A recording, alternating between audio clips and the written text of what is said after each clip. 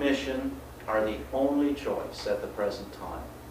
The selection committee, based on the RFP proposal, put forward their best effort into trying to determine how could the service provider be accommodated within this process. And it says quite clearly here, both Brock and Yes have direct experience operating emergency hostel shelter services, and both are in a position to provide the service beginning December the 3rd, 2007. We had no other option. The committee had no other option. They looked at the criteria, they weighed the criteria, and thank goodness Brock Mission exists as a service provider on this emergency basis. Is this the perfect solution? No. We need to work towards a better solution than the one we have. And I'm sure Brock will participate, White Path will participate, and community action groups will participate. I'm not comfortable standing here saying that this is the solution that's going to solve the problem. But it certainly is the best solution under the circumstances that were presented to our community at this point in time. Now I'd like to ask Ms. Reid a question. Ms. Reid, when we sent out the RFP, did we ask for a business plan from each of the persons that were going to participate? Ms. Reid? Thank you, Mr. Chair. Yes, we asked for their financial plan so that we could examine that as part of the evaluation process. Now we know that the community became really concerned.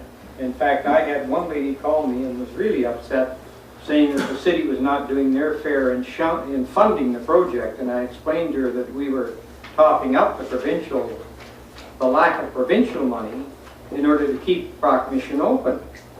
And yet we had to come up with another $10,000 a month to keep them afloat.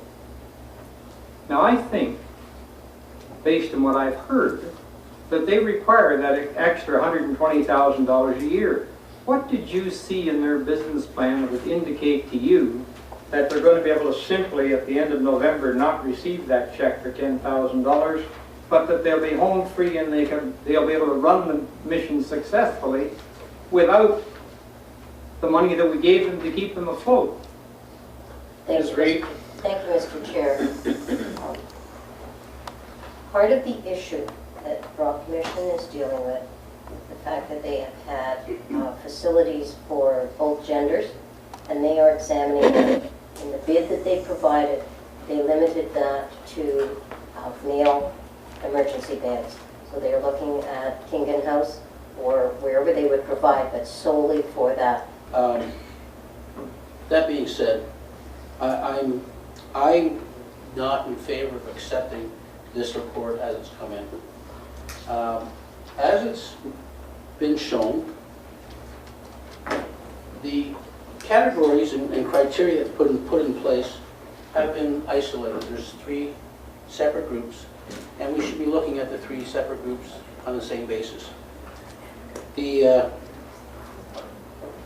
financial administration, I have huge issues with Brock Mission's ability to carry out their financial and administrative responsibilities.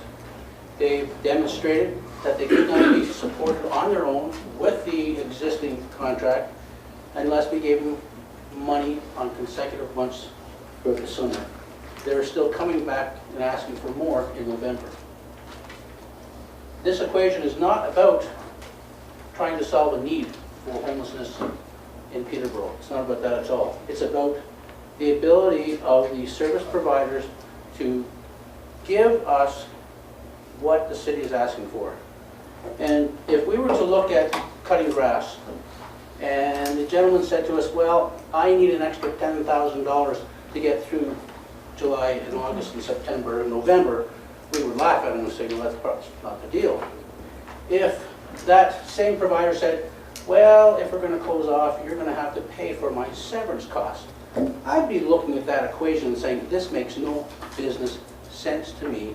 You do not have the administrative, you don't have the financial ability to try to carry this off. All that being said, I have lost confidence in Brock Mission's ability to solve the homelessness problems. I have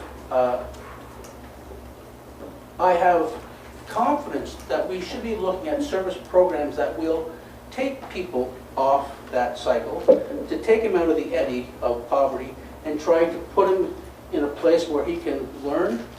Maybe it's learning a bank account. Maybe it's getting his grade 10 math. Maybe it's getting his service diploma. I have never heard such bullshit in my entire life. Councillor I'm Peters. sorry, Mr. Chairman, No, I Councillor apologize Peters, for cursing. listen. And everyone's entitled Councillor to their, Peters, excuse everyone's me. entitled to their Councillor opinion, Peters. absolutely. Councillor Peters. Go ahead, Mr. Chairman, No, you can I'm scold just, me. I'm just going to say All right. to all members that Have under respect. Robert's Rules of Order, we Yes. do have to use parliamentary language, and I understand the passion that you have for the subject. Well, I encourage you to use such parliamentary language thank and you. be respectful of all members and all members' opinions and views. Well, it's just kind of a big thing. You know, members of the public don't always know what goes on behind closed doors.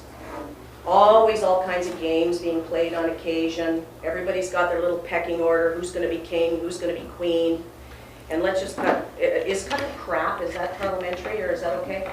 All right, let's just cut the crap here. There are a number of individuals that are members of council as well as people sitting out there that they just can't wait to see Brock Mission fall flat in their face. And they're rubbing their hands together so they can stand there and they can point their finger and they can say, see, I told you so.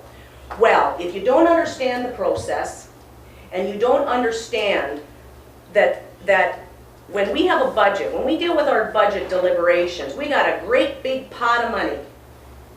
And people can't understand why A, B, F, K, and Z can't be done because we got all this money. Well, you can't always use X number of dollars where you want. And I'm going to say this, and I hope that I can say it so if it does happen to sneak out in the media, that it will be delivered in exactly the way I am intending it to. And that is, there were a multitude of issues that went on with Brock Mission that didn't have a damn thing to do with the service that they provided. I blame us, and I'm going to say us, and I'm going to include myself in that, for not having the relationship with Brock Mission and Mr. McNabb that we should have had. We had poor communications. There were all kinds of other things behind closed doors going on. And that caused a lot of problems. Let's just tell it like it is. Let's just be honest. Those things were real.